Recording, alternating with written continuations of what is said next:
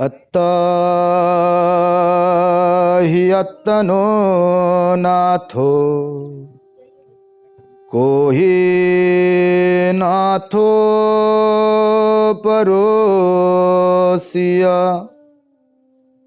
अत्तनाहि सुदन्तेन नाथां लभती दुर्लभं। संपूर्ण जगाला ज्यांनी सुख, शांती, मानवता तथा दुःखमुक्तीचा आर्य संदेश दिला, असे ते दुःखमुक्तीचे मार्गदाता, दुःखमुक्त महामानव, महान कारुणिक तथागत भगवान सम्यक संबुद्ध तथागतांनी आपल्या शुद्ध प्रज्ञेतून निर्मिलेला सद्धम्म आणि त्याच सद्धम्माचा गेली 2500 वर्षांपासून सातत्याने अहोरात्र प्रचार आणि प्रसार करणारा पूजनीय भिक्खू संघ, ज्यांच्या महान आणि असीम त्याग प्रभावामुळे आपल्याला जो हा अनमोल असा बुद्ध धम्म लाभला आणि ज्यांच्यामुळे आपल्याला हे एवढे मोठे वैभव प्राप्त झाले, असे महान युग प्रवर्तक, भारतीय राज्यघटनेचे प्रमुख शिल्पकार, परमपूज्य बोधिसत्व डॉक्टर बाबासाहेब आंबेडकर आणि सर्वच परिवर्तनवादी संत महापुरुषांच्या महान अशा विचारांना स्मरून आज या मंगलमय दिनी चवदार तळे सत्याग्रहाच्या निमित्ताने सिद्धार्थ फाउंडेशन द्वारा आयोजित बौद्ध धम्म परिषदेला उपस्थित असलेले आपण सर्व श्रद्धा बुद्धिशील संपन्न उपासक उपासिकांनो, तुम्हा सर्वांच्या प्रती कृतज्ञता मंगल मैत्री व्यक्त करतो।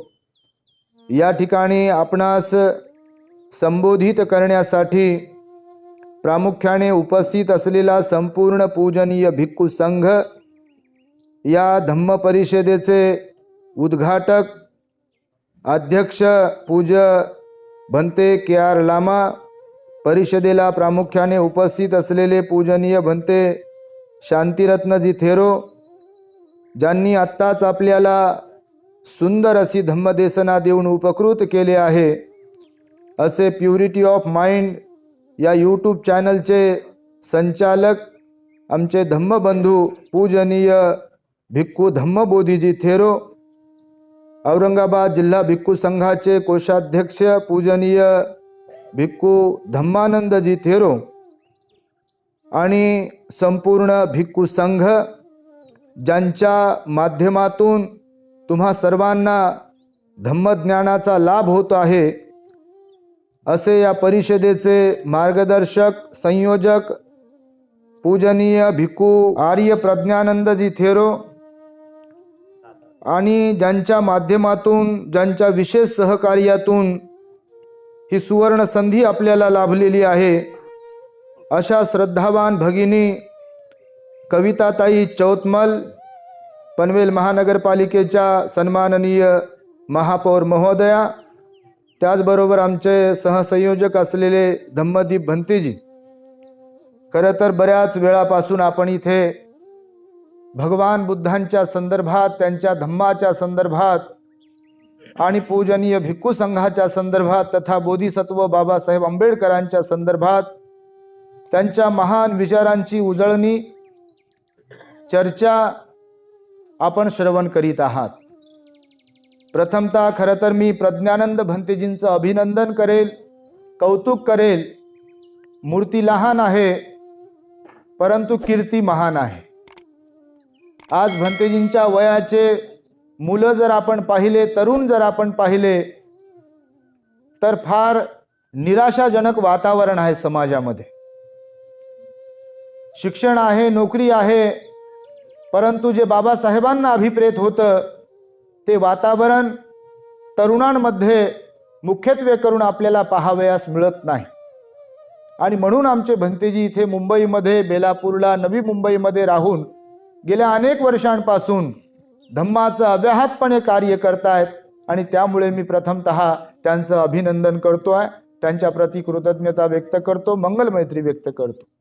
आणि डॉक्टर बाबासाहेब आंबेडकरांना संविधानाच्या माध्यमातून बाबासाहेबांची जी मनीषा होती, बाबासाहेबांचा जो विचार होता की मी जे जीवन जगतो आहे, मी जे संघर्ष करतो आहे, या संघर्षाचं एक दिवस फलित मला पाहता येईल आणि माझा समाज ज्याच्या सावलीचा लोकांना विंटाळ होत होता, ज्यांना पाण्यापासून अन्नापासून वंचित ठेवल्या जात होतं, ज्यांची पावलं जमिनीवर पडली असता त्या पावलांवरती इतरांची पावलं पडून कुणाचीही विटंबना होऊ नये, विटाळ होऊ नये म्हणून ज्यांच्या कमरेला झाडू होता, ज्यांची थुंकी सार्वजनिक जमिनीवर पडू नये म्हणून गळ्यामध्ये ज्यांच्या मडकं आणण्यात बांधण्यात आलं होतं, आणि कुत्र्या मांजरांपेक्षा सुद्धा हीन दर्जाचं जीवन एका धर्मव्यवस्थेच्या नावावर ज्या व्यवस्थेनं लोकांच्या वाट्याला आणून दिलं होतं,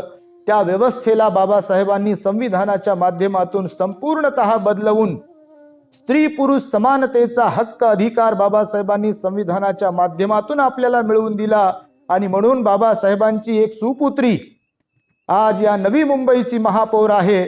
आणि ती केवळ महापौरच नाही आहे, तर बाबासाहेबांच्या ऋणातून मुक्त होण्यासाठी, बाबासाहेबांनी सांगितलेल्या मार्गावर प्रतिष्ठित होण्यासाठी, त्या मार्गावर मार्गक्रमण करीत असताना माझं एक परम कर्तव्य आहे. कारण बाबासाहेब म्हणाले, ज्या समाजामध्ये आपला जन्म झाला त्या समाजाचा उद्धार करणे हे माझे परम कर्तव्य आहे. याची ज्यांना जाणीव आहे ते लोक धन्य आहेत. हे बाबासाहेबांचं वचन, त्या वचनाला जागणारी भगिनी कविताताईंच्या माध्यमातून इथे लाभल्यामुळे त्यांच्या विशेष सहकार्यातून ही धम्म परिषद या ठिकाणी यशस्वी होत आहे.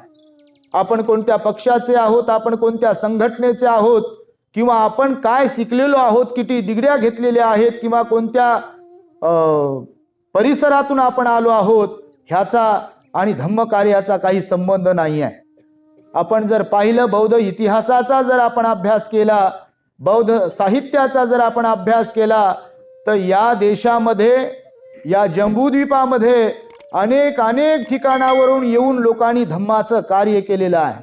तुम्ही चायनाच्या ह्युयन त्सांग नावाच्या भिक्खूंबद्दल जर वाचलं असेल, तर त्या अतिशय वाईट परिस्थितीमध्ये, जेव्हा या देशामध्ये कुठल्याही प्रकारे विमानाची व्यवस्था नव्हती, बोटींची पाहावी तशी व्यवस्था नव्हती, त्या चीनच्या 3 भिक्खूंनी त्या काळामध्ये चीनवरून इथे येऊन बुद्ध धम्माचा संपूर्ण लेखाजोखा आपल्या डायरीमध्ये, ग्रंथामध्ये नमूद केला. आणि म्हणून ती डायरी इंग्रज सरकारला सापडते आणि इंग्रज सरकारला त्या डायरीमध्ये समजते की इथे बुद्ध जन्मास आले, इथे भगवान बुद्धांनी पहिलं प्रवचन दिलं, इथे भगवान बुद्धांचं महापरिनिर्वाण झालं, इथे उरुवेला काश्यप झाले, इथे गया काश्यप झाले, इथे नदी काश्यप होऊन गेले, भगवान बुद्धांचे उपस्थायक आनंद इथे होऊन गेले.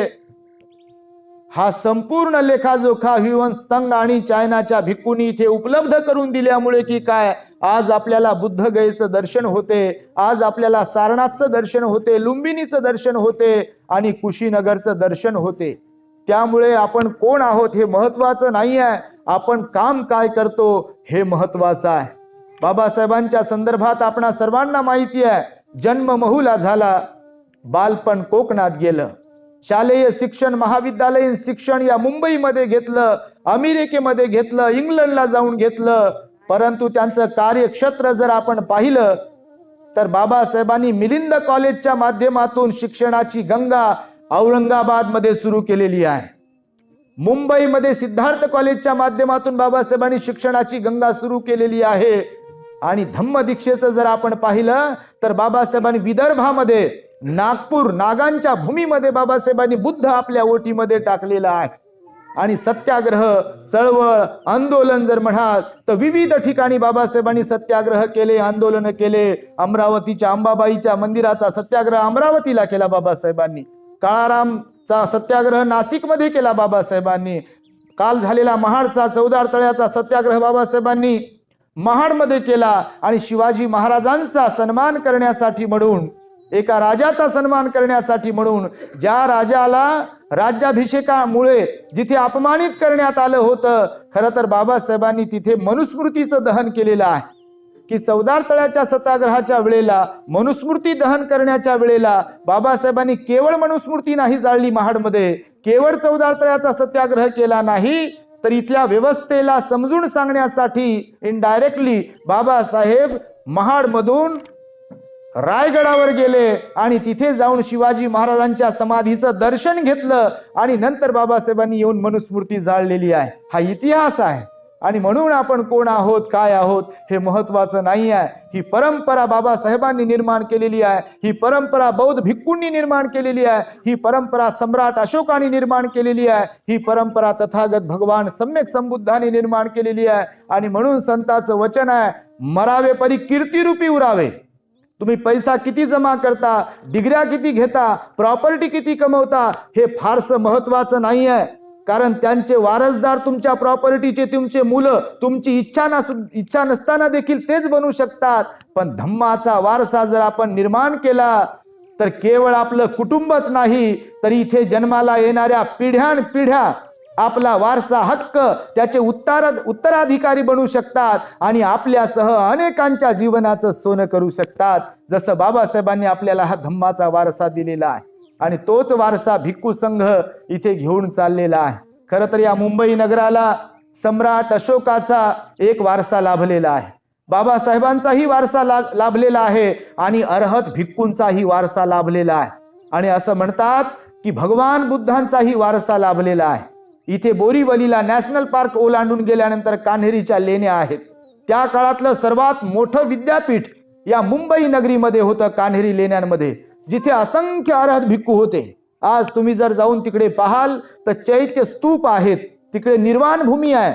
कान्हेरी लेणीवरती जिथे आपल्याला जाता येत नाही, पण आम्ही जेव्हा कान्हेरी लेणीला जातो तेव्हा त्या निर्वाण भूमीमध्ये जातो, जिकडे वाघ वगैरे चित्ते वगैरे असतात असं म्हणतात लोक. तिकडे जाण्यासाठी मार्ग नाही आहे, पण तिकडे निर्वाण भूमी आहे.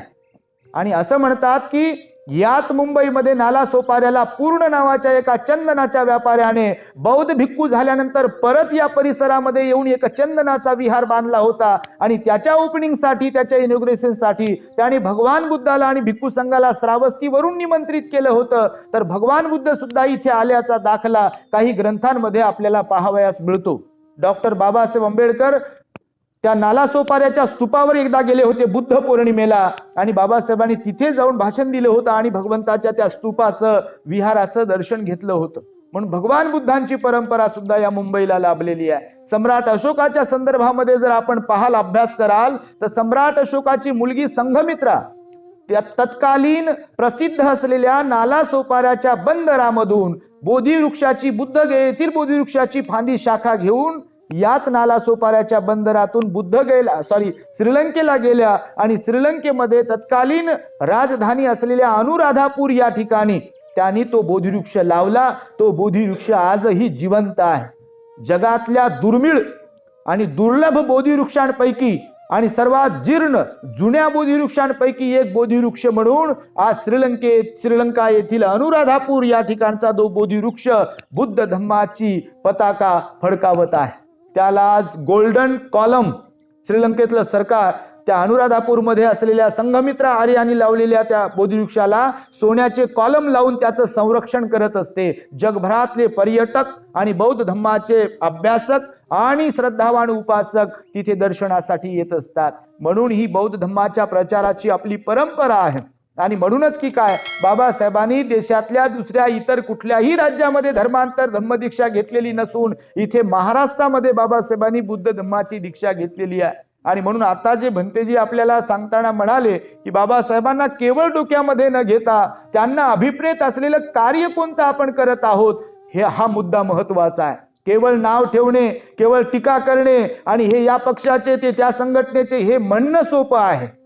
भगवान म्हणतात इतरांना नाव ठेवणं, इतरांच्या त्रुट्या काढणे, इतरांना खाली लेखणे किंवा इतरांच्या दुर्गुणांवर बोलणे, चर्चा करणे हे सोपं आहे. परंतु आपण स्वतःची पात्रता प्रदर्शित करतो आहेत का किंवा आपली पात्रता आपण सिद्ध करतो आहोत का, हा मुद्दा महत्वाचा आहे. वैयक्तिक जीवनामध्ये आणि सार्वजनिक जीवनामध्ये सुद्धा देखील.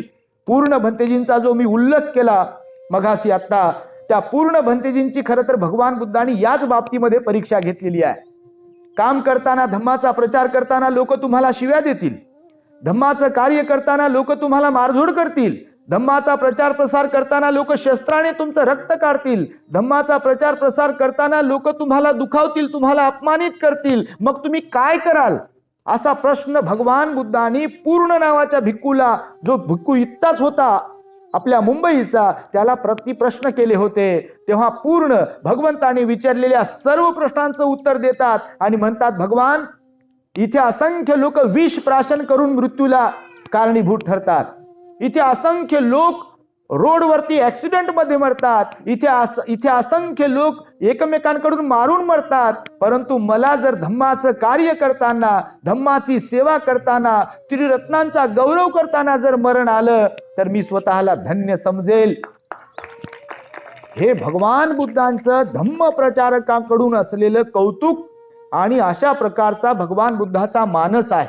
आणि म्हणून काम करणे अत्यंत आवश्यक आहे. मी आता जे तुम्हाला गाथा बोलून दाखवली, अत्ताही अत्तनो नाथो कोही नाथो परोसिया. भगवान बुद्ध म्हणतात की मनुष्य स्वभावतः बहिर्मुखी आहे. आपल्या लोकांचा जर विचार कराल, म्हणजे जर मी हकीकतमध्ये जर आपण बोललो थोडंसं तर ते निगेटिव्ह वाटेल, परंतु हकीकत एवढी वाईट आहे. मी काल महाडला जेव्हा होतो, आमचे धम्मबोधी भंतेजी होते, नंद भंतेजी होते. ऍक्च्युअली आम्ही आता सांगितलं, मी 4:30 वाजता औरंगाबाद वरून निघालो आणि तिकडनं पोलादपूर पर्यंत आम्ही आलो, तर पोलादपूरच्या पुढे घाट उतरल्यानंतर 4 वाजले होते. मग 4 वाजता आम्ही 15 मिनिटात, हार्डली जास्तीत जास्त अर्ध्या तासात, म्हणजे 4:30 पर्यंत महाडमध्ये पोहोचू शकलो असतो आम्ही. परंतु 5 किलोमीटरच्या अंतराला पार करण्यासाठी आम्हाला तब्बल 3 तास लागले. एवढं ट्रॅफिक जाम होतं. मग मी फेसबुकवरती तेव्हाच गाडीत बसल्यानंतर चालू घडामोडीवरती भाष्य केलं पाहिजे थोडं, म्हणून मी लिहिलं की इथे चवदार तळ्याचा सत्याग्रहाचा वर्धापन दिन आहे आणि इथे दूर दूर पर्यंत गाड्या अडकलेल्या आहेत. कुठेही येण्या जाण्यासाठी रस्ता नाही आहे, थांबण्यासाठीची सुविधा नाही, आणि विशेष म्हणजे गाड्या बाजूला करून हा होणारा त्रास लोकांना दूर करण्यासाठी ना हवालदार होता कुठे, ना कुठे परिवहन विभागाचे अधिकारी होते. मनातल्या मनात विचार आला की याला कारणीभूत आपणच आहोत, आपला समाज याला कारणीभूत आहे. आपण कुठेतरी कमी पडतो आहोत. कुठला तरी चित्रपट निघतो, त्याच्यावरून टीका करायची कुणावर तरी, कुठलं तरी अजून काहीतरी निघतं, कुठला पक्ष येतो, कुठलं कोण काय काय काय करतं, त्या माध्यमातून कुणावर तरी टीका करायची. हे एकमेकांवरती टीका टिप्पणी करणे, मी आता जसे म्हणालो की हे फार सोपं आहे. बाबासाहेब केवळ टीका टिप्पणी करत बसले नव्हते. बाबासाहेबांनी करके दिखाया, करून दाखवलं. रडत बसले नाही बाबासाहेब. जरी त्या बडोद्याला रडले बाबासाहेब की रात्रीच्या 12 वाजता मला जातीवरून बाहेर काढलं, माझा पसारा फेकून दिला, मला अपमानित केलं, त्या वडाच्या झाडाखाली रडले बाबासाहेब. परंतु याचा अर्थ असा नाही की केवळ रडतच बसले आणि त्या गुजराती लोकांनी मला फार त्रास दिला, मला छळलं, काठ्या घेऊन माझ्या अंगावरती आले, कुऱ्हाड घेऊन माझ्या अंगावरती आले आणि आता मी काय करू, असं नाही. बाबासाहेबांनी सोल्युशन काढलं, त्यावरती मार्ग काढला, पर्याय काढला संविधानाच्या माध्यमातून आणि करून दाखवलं. माझा मुलगा गेला आणि डॉक्टरांनी रमाईकडून त्या मुलाला चेकअप केलं नाही. माझा मुलगा गंगाधर माझ्या पत्नीच्या समोर गेला आणि म्हणून बाबासाहेब जीवनभर असे रडत बसले नाही की माझ्या मुलांना डॉक्टरांनी पाहिलं नाही, असं कुठे असते का, तसं कुठं असते का, हे शोभत नाही वगैरे वगैरे म्हणत बसले नाही. बाबासाहेबांनी त्याच्यावरती सोल्युशन काढलं की येणाऱ्या माझ्या समाजातल्या पिढ्यानपिढ्यांमधल्या लेकरांना उद्या चालून इथला कोणताही डॉक्टर असं म्हणू नये की तुझी जात अमकी अमकी आहे आणि मी तुला तपासत नाही, पैसे असल्याशिवाय पाहत नाही, चेक करत नाही, अशी इथे कुठे कोणावरतीही वेळ येऊ नये यासाठी संविधानात्मक तरतुदी बाबासाहेबांनी केल्या. मग ते रिझर्वेशन असेल किंवा विविध समतेचं राज्य प्रस्थापित करण्याचा विचार असेल बाबासाहेबांचा, बाबासाहेबांनी इथे करून दाखवलेला आहे. आणि अशा महामानवाचे आपण लेकरं आहोत की ज्यांनी करून दाखवलं आहे, ज्यांनी कार्यकर्तृत्व आपलं गाजवून गेलेले आहेत. आणि म्हणून आपण पण आपल्या मायबाप समाजाला मी नेहमी सांगत असतो की निगेटिव्हिटी जी ज्याला म्हणतो आपण की इथे काहीतरी कमी आहे, तिथे काहीतरी कमी आहे, असं म्हणण्यातून काही उपयोग होत नाही. आपण त्यात काय सोल्युशन देतोय, आपण काय पर्याय देतोय, हा मुद्दा महत्वाचा आहे. आणि म्हणून तुम्हाला मी एक छोटीशी स्टोरी सांगतो, बोधकथा किती महत्वाची आहे या संदर्भामधली. एकदा एका आश्रमामध्ये एक गुरु राहत होते, त्यांचे काही शिष्य होते. आणि मग एक शिष्य, त्याचं प्रशिक्षण पूर्ण झालेलं होतं आणि त्याला घरी जाण्याची वेळ आलेली होती. तेव्हा गुरुदक्षिणा देण्याची किंवा गुरुने शिष्याला काहीतरी भेट देण्याची आठवण म्हणून अशी एक प्रथा होती. मग ते शिष्य प्रशिक्षण घेऊन निघत होते. तेव्हा गुरुला ते म्हणाले की गुरुजी मी आता निघतोय, गुरुदक्षिणा तर मी आपल्याला देतोय, परंतु तुमच्याकडून मला काहीतरी आठवण पाहिजे आहे की जी आठवण माझ्याकडे कायमस्वरूपी राहील गुरूंचा सन्मान करण्यासाठी म्हणून. तेव्हा ते गुरुजी त्याला आरसा देतात. एक बोधकथा आहे. आरसा देतात आणि गुरुजी त्याला सांगतात की हा जो आरसा आहे, हा आरसा मोठा जादुई आरसा आहे. या आरशाला आपण जर आपल्या समोर धरलं, चेहऱ्यासमोर, तर या आरशामध्ये आपल्यात असलेले, आपल्या मनात असलेले, चित्तामध्ये असलेले अवगुण, दुर्गुण आपल्याला सहज दिसतात. तो शिष्य तो आरसा गुरुजींकडून घेतो आणि लगेच गुरुजींच्या समोर धरतो आणि तो पाहतो तर त्या आरशामध्ये गुरुजींमध्ये असलेला अहंकार असेल, ईर्ष्या असेल, क्रोध असेल. आता प्रत्येकामध्ये जोपर्यंत आपण अर्हत होत नाही तोपर्यंत गुण अवगुण प्रत्येकात असतात. इथे भगवंताशिवाय आणि अर्हताशिवाय कोणी परिपूर्ण नाही. हे बुद्धाचं वचन आहे. मी असेल, तुम्ही असेल, कुणी असेल, फक्त प्रमाण कमी जास्त आहे. इथे गुणांचं अवगुणांचं प्रमाण कमी जास्त आहे. पण याचा अर्थ असा नाही आहे की मी अवगुणी आहे आणि तुम्ही फार चांगले आहात, किंवा तुम्ही फार चांगले आहात, सद्गुणी आहात आणि मी फार अवगुणी आहे. प्रमाण गुणांचं कमी जास्त आहे. आणि मग त्या शिष्याने जेव्हा आरसा पाहिला तेव्हा त्यामध्ये राग पण होता, द्वेष पण होता, क्रोध पण होता आणि गुरुप्रती त्याचा जो आदर किंवा जो काही भाव होता तो गळून पडला. त्याला वाटले, अरे ज्यांच्याकडे आपण थांबलो, ज्यांचं दर्शन घेतो, ज्यांना भेटायला येतो, ज्यांची सेवा करतो, त्यांच्यात पण तर राग आहे, त्यांच्यात पण तर द्वेष आहे, त्यांच्यात पण तर क्रोध आहे. म्हणजे आपण काय थांबलोय, कुणाकडे थांबलोय, ज्याचा त्याला थोडाफार पश्चाताप होऊ लागला. आणि मग तो गुरुजींना नमस्कार करतो आणि निघून जातो कायमच. आणि निघून गेल्यानंतर जाताना आणि घरी गेल्यानंतर प्रत्येकाकडे जाऊ जाऊ त्यांच्या तो चेहऱ्यासमोर आरसा धरतो. जो कोणी त्याला भेटेल त्याच्या समोर तो आरसा धरण्याचं काम करतो. माणसांची एक सायकॉलॉजी असते, मनुष्य प्राण्यांचीच नाही तर कुत्र्याची पण सायकॉलॉजी असते. आता इकडे शहरामध्ये फ्लॅटमध्ये येत नाहीत कुत्रे, पण तुम्ही सर्वच जण गावाकडून आले असाल असं गृहीत धरून तुम्हाला मी सांगतो. गावाकडे जर तुम्ही कधी गेलात किंवा राहिला असाल तर गावामध्ये सायंकाळी किंवा सकाळी कुत्रे दारावरती येत असतात, गावातले भटके कुत्रे वगैरे. ज्या घरी भाकरी दिल्या जाते किंवा काहीतरी टाकल्या जाते त्या दारावर ते नेहमी येतात, तुम्ही कधी वॉच केला असेल.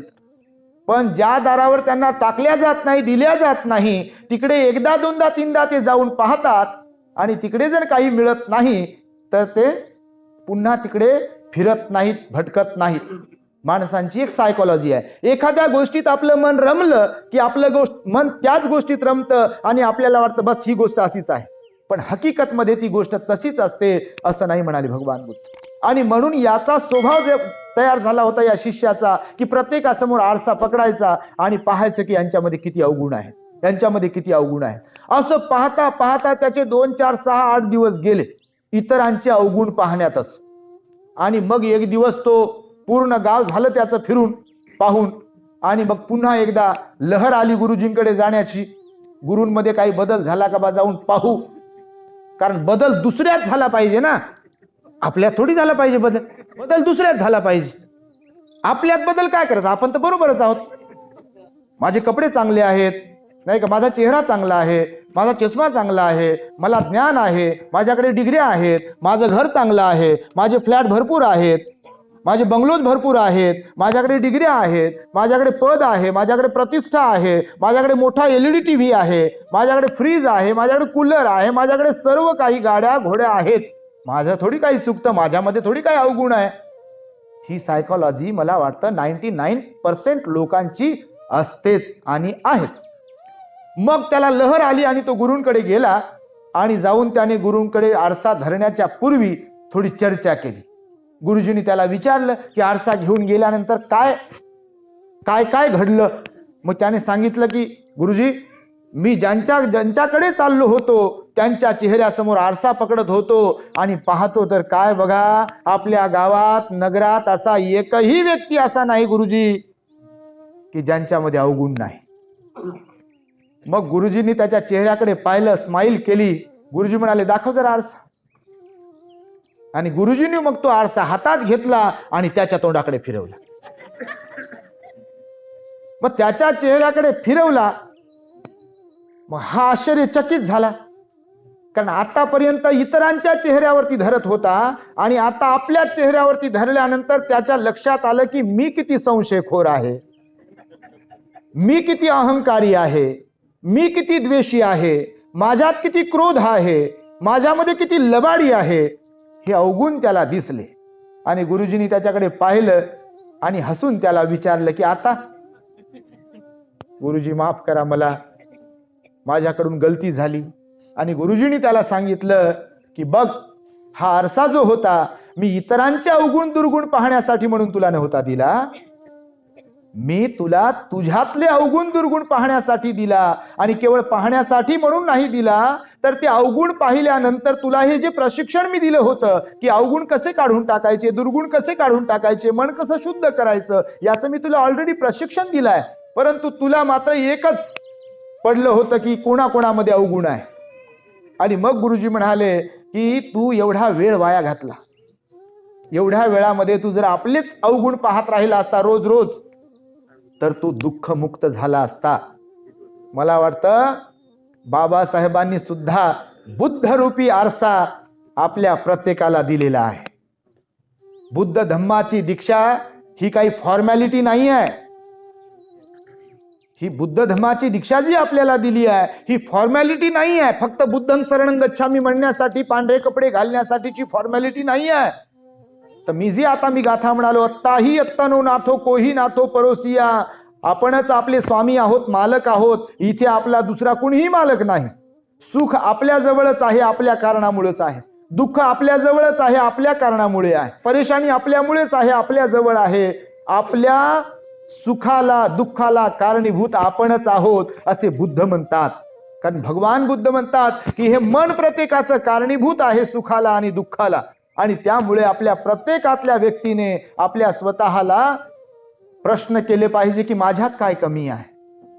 आणि म्हणून मी तुम्हाला म्हणालो की समाजाकडे जेव्हा आपण पाहतोय तेव्हा समाजामध्ये इतरांच्या उणिवा काढणे, इतरांचं धुणं धुणे, इतरांचे अवगुण काढणे असे असंख्य लोक आहेत. आणि मला वाटतं बाबासाहेबांना हे अभिप्रेत नव्हतं. मला स्वतःला विचारलं पाहिजे की माझं काही चुकते आहे का, माझ्यात काही सुधारणा आवश्यक आहे का, आणि माझ्यामध्ये काही बदल झाला पाहिजे का, हे प्रत्येकाने आपण स्वतःला विचारलं पाहिजे. आज सम्राट अशोकाची परंपरा जी धम्मप्रचाराची आहे ती आपल्याला पुढे नेता आली पाहिजे. केवळ भगवान बुद्ध ग्रेट होते, केवळ आनंद ग्रेट होते, केवळ बाबासाहेब ग्रेट होते, केवळ सम्राट अशोक ग्रेट होते, केवळ संघमित्रा महेंद्र ग्रेट होते, केवळ ते 3 भिक्खू चायनाचे ग्रेट होते, एवढं म्हणून आणि एवढं म्हणत राहून आपल्याला त्याचा फायदा नाही होणार. केवळ बुद्धं शरणं गच्छामी म्हणत राहिलो तर त्याचा आपल्याला काही फायदा होत राहणार नाही. केवळ जय भीम मोठ्याने करत राहिलो तर त्याचा आपल्याला काही फायदा होणार नाही. बाबासाहेब की जय हो, भगवान बुद्ध की जय हो. बाबासाहेब की पण जय त्यांनी करून घेतली जिवंत असताना, आणि भगवान बुद्धाचा पण जय करून घेतला भगवान बुद्धाने जिवंत असताना. जय करणं बाकी आहे आपलं. म्हणून जय करून घेण्यासाठी भगवान बुद्धाच्या विचारांना, त्यांच्या तत्वज्ञानाला आपल्याला कृतीमध्ये आचरणात आणावं लागेल.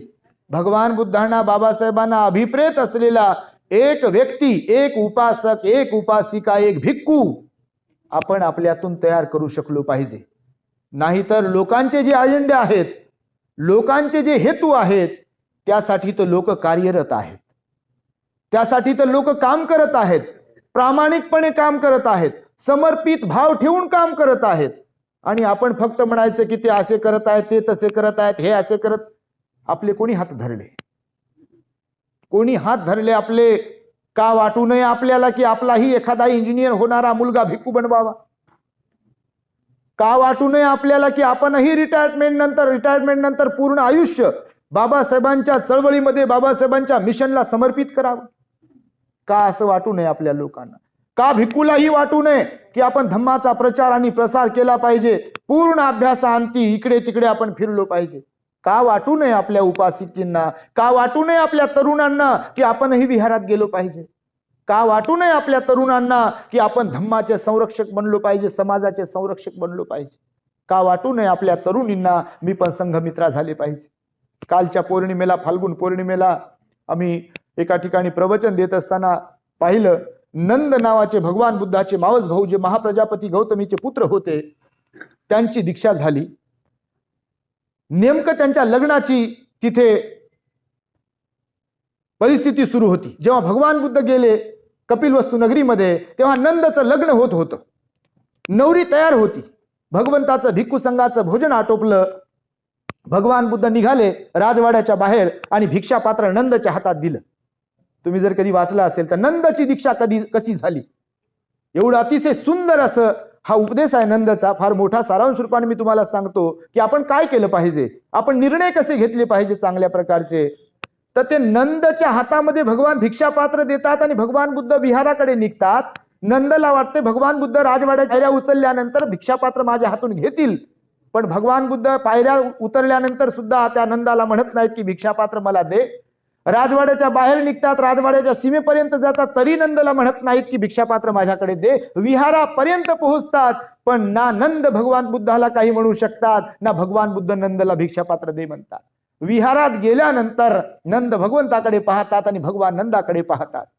आणि मग नंदाला भगवान म्हणतात की नंद, परिव्राजक बनता का तुम्ही, भिक्खू बनता का?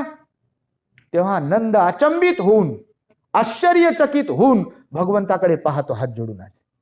आता सम्यक संबुद्ध दुसरीकडे भाऊ आपल्याला जर म्हणत आहे की परिव्राज्या घेता का, दीक्षा घेता का, तर नंद काय म्हणू शकते?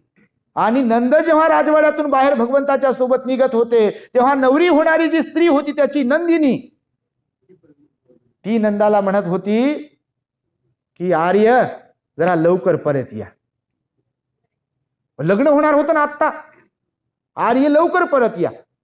हो म्हणाला तिला तो, परंतु भगवंतानं त्याला आदेश दिला की भिक्खू बनता का, आणि भगवंताच्या शब्दाला, भावाच्या शब्दाला टाळता येत नाही, म्हणून तो इच्छा नसताना हो म्हणाला आणि नंद भिक्खू बनला.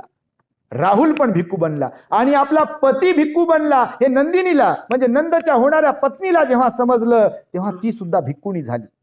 ही परंपरा आहे बुद्धाची. जेव्हा भगवान बुद्ध झाले, सिद्धार्थ गौतम बुद्ध झाले, तेव्हा यशोधरा 7 वर्ष तिथे होती कपिलवस्तू नगरीमध्ये. राहुलाला 7 वर्षाचं केलं. राहुलही दीक्षित झाला फाल्गुन पौर्णिमेला. आणि तेव्हा यशोधरेला वाटलं, महाप्रजापती गौतमीला वाटलं, भगवंताच्या चुलत बहिणींना, चुलत्यांना, त्यांनाही वाटलं महिलांना की आपण पण दीक्षा घेतली पाहिजे. आणि सगळ्या 500 महिला महाप्रजापती गौतमीच्या नेतृत्वामध्ये 500 महिला वैशालीला गेल्या भगवंताकडे आणि भगवंताला विनंती केली, भगवान आम्हालाही भिक्खुनीची दीक्षा द्यावी. आणि वैशाली नगरमध्ये भगवंतांनी 500 भिक्खुनींचा संघ बनवला. त्यामध्ये भगवंताच्या घरच्या महिला होत्या, विशेष म्हणजे यशोधरा ही होती आणि विशेष म्हणजे महाप्रजापती गौतमी सुद्धा देखील होती.